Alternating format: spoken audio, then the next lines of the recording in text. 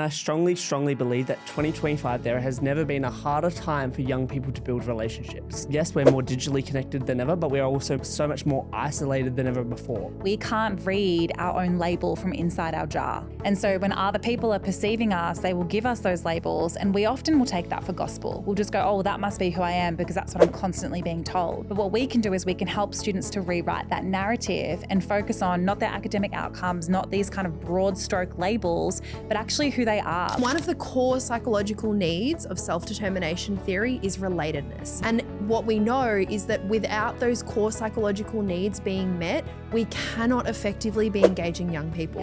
PodClass acknowledges the true and traditional custodians of the land we meet on here today, the Gadigal people of the Eora Nation. We pay our respect to elders past and present and are grateful to be on this country. So no one told you teaching was gonna be this way. Your lesson plans are jokes, your patience broke, you're feeling in disarray. It's like you're always stuck in report writing, when it hasn't been your day, your week, your month, or even your school year. But I'll be here for you When the students start to riot, I'll be here for you. even if your coffee's gone cold, I'll be here for you, 'cause you're there for them too. Hello and welcome back to PodClass. We are still in 2025. Oh yeah, what an intro. Welcome back. It's still 2025. in Sydney as well. 1 month in, you are joined by myself, Amanda, who apparently wants 2025 to go fast. I don't know what that was. Also my co-hosts, Sky and Will, and we are so excited to be here for the one about why relationships come first. Following on with the theme of me dating. Will, for those who missed last episode, Will shared that he has started a new hobby, which he I also considers resigned the hobby dating. pretty fast. And we decided that episode 2 would be all around convincing Will why dating isn't so bad. Yeah. So this is actually now a dating podcast. Welcome. No. No, it's about why relationships come first. We know that relationships are at the core of everything. All we need to do is reflect on what means the most to us in our lives, and we can inherently feel that. And I think in the context of working with young people, whether that's in a classroom or a program or a conference or whatever it is, it has to be at the forefront of how we be and of what we do and of how we prepare and show up. But the way that you say it is like, I think that's not what you think. It's like science, right? And that's what we'll jump into. It's like the science tells us that relationships matter. It's not your opinion. Well, okay, it is my opinion, and also it is science, and also it is the most innate human need is to belong and connect with other people. Which we will touch on shortly. Yes. It is incredibly important, particularly as so many of us are starting off our school years, launching our first workshops with students. Will, you've got 2 coming up. We know that having relationships with students and prioritizing that as a fundamental at the start of a year, classroom, term, whatever it might be for you, is essential to not only having a great classroom culture, building amazing relationships with our students, but it's also proven to be linked to higher academic outcomes and a sense of belonging and safety for students in schools. I know that there is never time wasted when we are relationship building in the classroom. You must have some stories. I have so many stories from my time as a teacher, as I know you do, Amanda, and I know, Will, you do, just from your ad hoc connections you have with students in programs all of the time. But even just taking the smallest thing that you remember about a student, like I had a student that was like, I was like, what are you up to on the weekend? Like, oh, it's my uncle's, birthday party or whatever. And then on a Monday morning, you'd be like, oh, how did your uncle's party go? And they look at you like, oh, you remembered it was my uncle's birthday. It's like totally. And I remember I had a student in an English class, a year 10 English class a couple of years ago, and about halfway through, like they were very standoffish at the start of term, and it was hard for me to read, but I just stayed or tried to stay as consistent as I could. Every day is a fresh start, trying to build relationship with this student, find out what they were interested in, and slowly, and if you want to learn more about this, go back to our vulnerability guard episode. But that student let down their vulnerability guard a little and let me in, and they made a comment around, I've never liked English before, I've always hated this subject, and this is the first year that I come to English and I'm excited to be in here. And that had nothing to do with the content. We're still doing Shakespeare, it's nothing revolutionary, but it came down to the relationship and the effort that was being being put in behind the scenes or behind the content that made a difference to that student's learning and their sense of belonging in the classroom. Yeah. And I can fully back that as a student. Well, actually, it was a long time ago. It's like 5 years. I'm getting old. Very much back, Says like the Gen the Z. belief of a relation, even in uni, right? It's like when I had a good or a strong relationship with the teacher, I much preferred coming to school. I much preferred showing up, and I much preferred performing because I almost felt like I was letting them down, right? If I wasn't there and present and doing the thing, doing the English. Yeah. Sorry, everyone. That was just my computer. We are so out of practice. Reminding me of a story, actually, I was just thinking of. It is true. And having been up in the Northern Territory and especially in the Indigenous space for so long, relationship is the backbone of everything. And I've never experienced that more wholeheartedly than living in a remote Indigenous community. If there isn't relation there, then... If there isn't, that was Will's computer as well. If there isn't relation there, then we're going to really struggle to move forward. And as an educator in that context, lots of challenges around school attendance and really effectively engaging our young people in those communities. And nothing works like relationship. Absolutely nothing. And investing the time, asking the questions. And I think, Sky, you made such a good point when you said letting each day be a fresh day, be a fresh start. Yeah. It's like regardless of what happened yesterday, our young people it is not the responsibility of our young person to make us feel good about our roles. And also a young person cannot put a feeling in us. No. So if something's gone down, it's a direct reflection of something going on in their world. And it's our responsibility to show up the next day with a fresh start. And to inquire and to get curious. And it's also a really big lesson for students in terms of worth and how that is perceived by them in very early on, right? This comes from parenting into primary school into secondary school and beyond.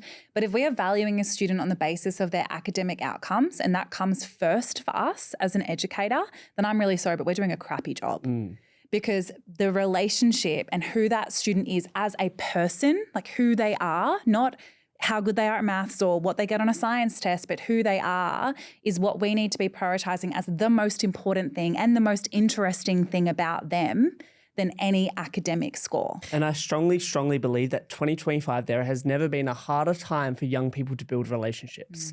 We're more digitally connected than ever, but we are also so much more isolated than ever before. Well, we were chatting with someone who's 22 a couple of weeks ago, so not that long out of school, and they were reflecting on Gen Z and their generation, and they were sharing that whilst we might be the most connected generation ever, we're also the most disconnected and the loneliest. And it's stats, right? Like Mission Australia released a report last year that said 15% of young people aged between 15 and 19 felt lonely, which like on a larger scale you don't feel like 15% is a lot, but in a classroom of 30, that's like 4 to 5 students. Young people that are like, so they're isolated, they're lonely, not feeling like they belong anywhere. And there was a study done in 2010, and I've read this data a few times now, but it says that loneliness, the impact that has on our health being lonely is the equivalent to smoking 15 cigarettes a day. What? Whoa, so 15 durries, Sky. 15 durries. But if we are lonely like that and our young people are lonely, the health implications is the same as if they were smoking 15 cigarettes a day. And it's sensationalist, right? Like that's just like one study and there's other things to look at within that. Questions about it, but 100%. But just generally, even just to think about that as a concept that we know that loneliness has, it's not just about a mental impact. Loneliness has a physical impact on our health and well-being as well. Yeah. And the amount of investment that you go into like making sure that people don't smoke could also be like making sure that people are connected. And so I think coming back to the worth comment you were making, Sky, of, it can show it like, okay, we talk about young people can receive labels when they're growing up, right? If a young person shows up as the class clown or someone who is quote unquote the troublemaker and they're assigned that, they're the troublemaker. Of course, of course they've got detention, they're the troublemaker. And that happens enough and that happens frequently enough, then the young person is going to go ahead and take that label of troublemaker and slap that on their chest and go, well, I'm just the troublemaker. And then they will perform to that standard. They absolutely will. And I've been in circumstances with young people and I'm like sitting down with them and I'm like, what's going on? Like, I know this isn't you. And they're like, you don't know me. I'm the troublemaker. I'm the class clown or whatever. I cause shit. Like, this is what I do. You don't know. And I'm like, no. And this is the power of relationship, right? And how we can help to, I don't want to say course correct, because we're not saying like this is all a part of students' journeys, right? As they're figuring out who they are. But there's that saying of like, we can't read our own label from inside our jar. And so when other people are perceiving us, they will give us those labels, and we often will take that for gospel. We'll just go, oh, well, that must be who I am because that's what I'm constantly being told. But what we can do is we can help students to rewrite that narrative and focus on not their academic outcomes, not these kind of broad stroke labels, but actually who they are. Like, I love how kind you were to your friend today. You have the best sense of humor. It's like these things that we want students to feel and think about themselves. And in the moments that we do that, the moments that we build the most amount of relationship credibility that you could have between yourself and the young person, right? Yeah. And there's a few core fundamentals, right? So something we've definitely spoken about on the podcast is favoring curiosity over judgment. So we cannot be sitting in both curiosity and judgment at the same time. So let's ask ourselves, even if we're tired, run down, frustrated, whatever it is, what is the most favorable assumption I could make in this moment? And let's choose curiosity. And let's not be reinforcing a label. Let's choose relationship. And we know that, let's go to the science for a second, because it's not just, you're right, Will, it's not just my opinion, it's also the science. Science. And our and our best friend self-determination theory, which we are, you know, deeply connected with at this point. I mean, it's basically a marriage. We're there. This is about relationships. And one of the core psychological needs of self-determination theory is relatedness. It's relationship. Yeah. And what we know is that without those core psychological needs being met, we cannot effectively be engaging young people. Yeah. Young people cannot access their volition. It is literally like one of the keys to a door that allows us to step into young people discovering more about who they are and taking risks in a healthy way, safe risks, educational risks, emotional risks in the sense of growth and expansion and leadership. So, and I guess it's easy too, right? When we're running a workshop or we're running a classroom, to kind of succumb to the pressures of, well, I've got to hit these standards and I have to do this for my students and I have to get through all this content. But if a student is, say, for example, in a dysregulated state, or they've come to class that day and they're not themselves, or they have been a bit more down in the dumps or whatever it is, and we don't take the time to check in and prioritize relationship building and check-ins first, that student is not in a state to be learning anyway. So whatever comes next is kind of redundant. So relationships are good. We know that. Science We know tick, it. beliefs tick. How do we get there? Great question, Will. great question. And I guess that quote that Maya Angelou says, which is that people will forget what you said, people will forget what you did, but people will never forget how you made them feel, is literally the core of this, right? And I guess, why don't we just test that quote for a second? For all of us here and for everyone who is with us today, take a moment to reflect on a teacher that stood out to you in school. A teacher that you have such fond memories of. They said something that changed your life. It could have been primary school, high school, university, whatever it is. What was it about that teacher? What was it that made them so impactful, so memorable? Because through the course of our lives, we have countless teachers, right? Yeah. Especially once we factor in high school and uni and all of the contexts that we learn in. What is it about that teacher that makes them so memorable? Well, I think like for me, I remember in year 9, there was an opportunity to go to Sydney to the Youth Leadership and Business Summit. It was my first ever experience I've ever thought about. And I didn't even apply, right? But a teacher came up to me and handed me the application, and he saw before anyone else that it would be good for me, right? And I would never have even considered that in a million years. But it was that feeling, right, of like, wow, someone thinks I can, so I should. And if I didn't do that, it's like you look, it was 8 or 9 years ago, how different my life would be, right? So Yeah, different. and you don't remember the exact conversation or the thing that he said or whatever it is, but it was the feeling that he belief, believed in the you. belief. Yeah, Yeah. it's amazing. So how do we do it? How do we build relationship with students? It's like maybe our first time meeting a class, or it's been, you know, our summer break and we're coming back to school, or just generally if this is something you would like to prioritize more when we're meeting with young people. This can take time, but there are a lot of quick activities that we can do, or little games or mini check-ins that we can run to kind of build this. And we know we're going to connect naturally with more students than others, because it's the same as like all human interactions. Some people you meet and you just click with straight away. But that doesn't mean that we shouldn't be investing in every single student equally. And particularly the students that we maybe don't connect with straight away, or we struggle to build that connection, they're the ones that really require us to lean in and actively look at how do we build relationship with this person. Instead of lean out and reinforce whatever label they're feeling about themselves. Yeah. So what are our little tips and tricks and strategies? We've got a few here that we're ready to go with. Quick fire, we're going to bang it out in 2 minutes. Our first one is just to find common ground with them. So find something that we have in common. You know, whether that might be, I might be into board games and they're into video games. Great. We can bond over the fact we both like games. That's great. It's like term one, you have a whole new class of young people. It's like the hot seat. Get them up there, you get 1 minute each.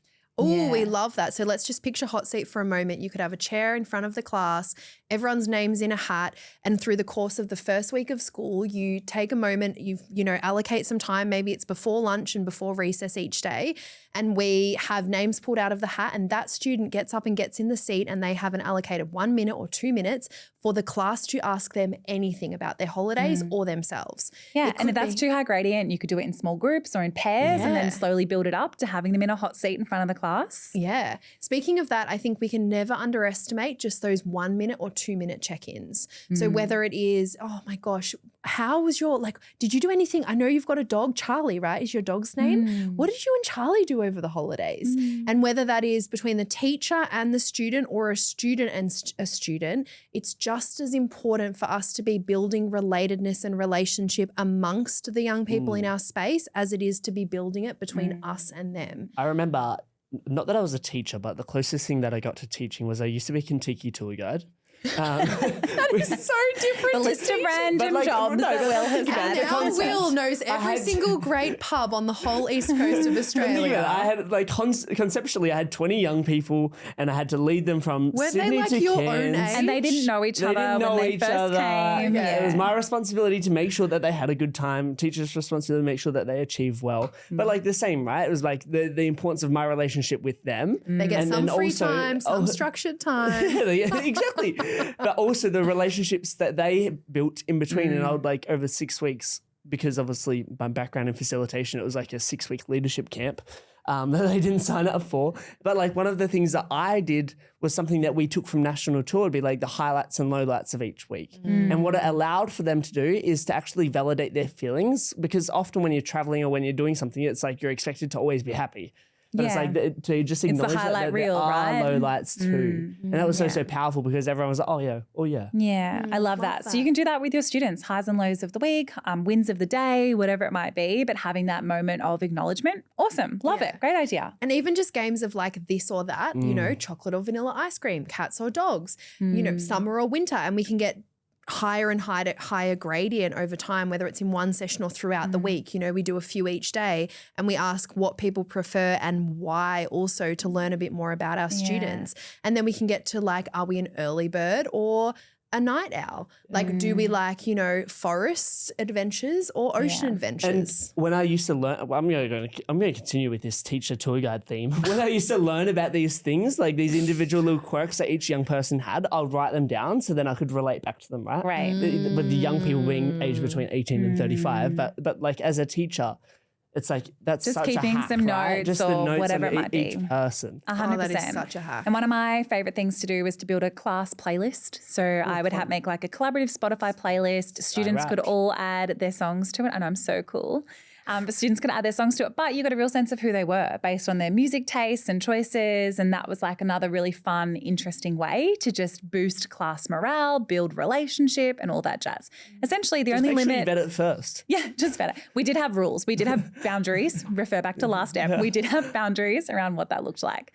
But yeah, really important for us to note that we can build relationship in so many ways. They can happen in the small moments. They can happen in big team building activities. Really, the only limit is our imagination, our creativity, and our time. But dedicating time to building a relationship is never time wasted. And we could not encourage people more to make this a priority in your classrooms this year. And if young people come up to us at recess, for example, and we're maybe rushing to the printer or rushing to get to the bathroom before the bell rings, and they're so excited to share something with us, it's not about shutting that down. It's just about being transparent and being I really want to hear this. I just can you please find me at lunch, or find me after, maths or whatever it is. Or I'm actually on duty before school tomorrow in this area. If you're at school early, come and tell me your story then. Yeah, I really want to hear. I just can't hear now. And that's okay as well. Boundaries. Building relationships. Make it a focus.